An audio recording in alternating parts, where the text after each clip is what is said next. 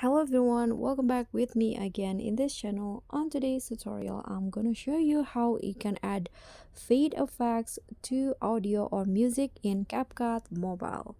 So first, please make sure that you've already import or add audio like this into the timeline.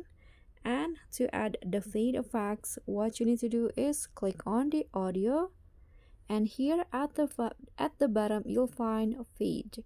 So click on that option and you'll find two options, fade in and out.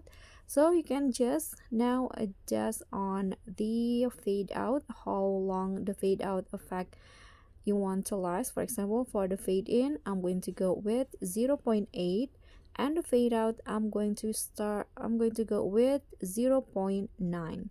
Click on the check icon. So when you listen to the audio, you'll have that fade effect. And that's all from me. Thank you so much for watching. Don't forget to like, comment, and subscribe. Also click on the thanks. Bye.